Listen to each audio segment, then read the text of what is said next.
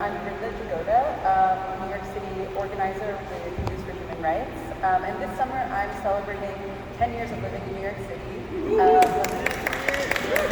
And the project that the Office for the Prevention of Hate Crimes and the NYC Commission on Human Rights funded was my first one with Youth for Human Rights.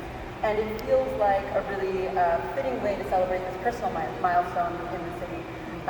It's been really exhilarating to work with communities all over the 5 boroughs, to learn how much more I have to learn about the place I call home, and to see my city's government so deeply invested in the daily lives of the people who work hard to make New York City the greatest city in the world.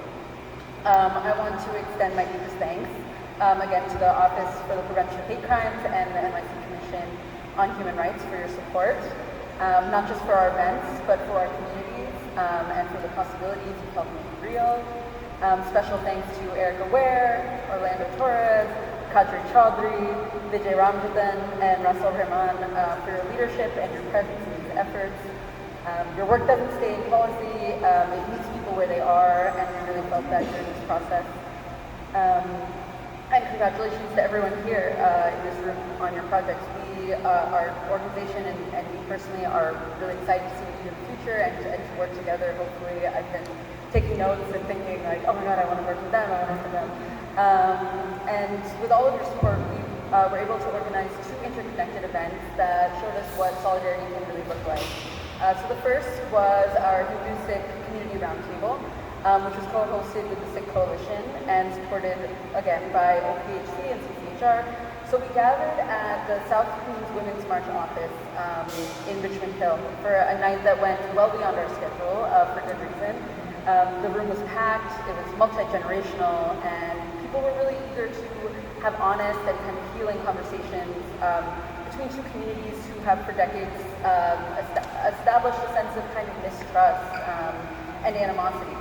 And we talked a lot about community in these conversations, not just as an identity or not just as something abstract, but as a commitment and as something that you have to work towards creating and maintaining. We're very thankful to Vijay for suggesting youth participation. We had 2 middle schoolers and 2 people in their early 20s who shared their experiences navigating faith and culture in their schools. Parents came as well and spoke about shifting dynamics at home and also the way that over the course of being parents, they've seen things shift from when they were in school.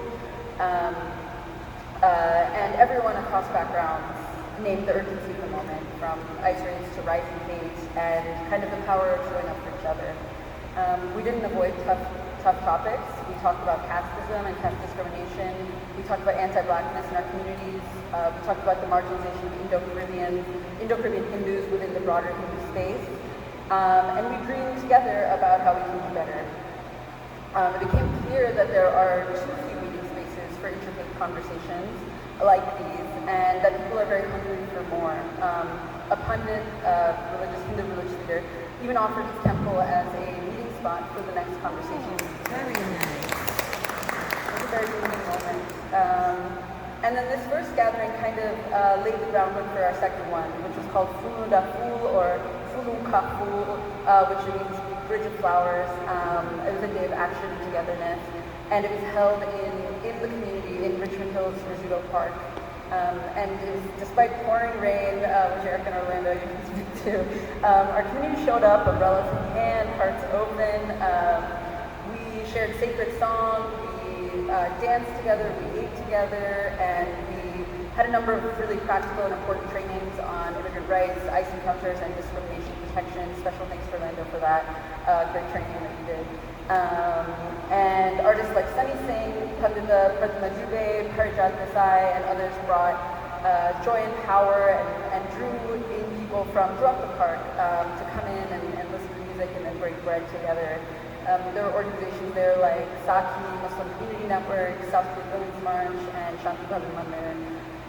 And these events weren't isolated, they were bridges between communities, between cultures, between visions of justice.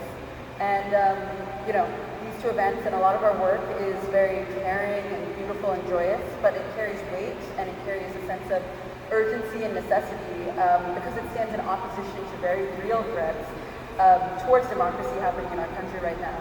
ICE raids put immigrants and people of color in our communities in grave danger of incarceration, of losing their homes, of being separated from their families, of facing ongoing and deeply traumatizing systemic violence, just to name one thing.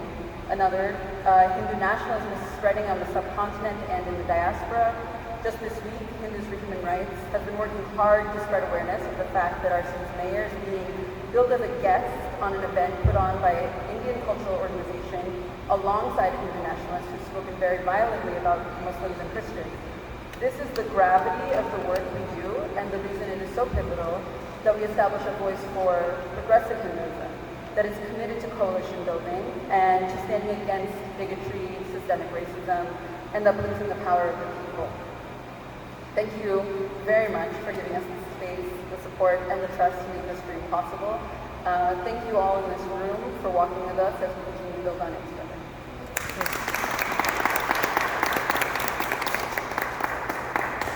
So we have reached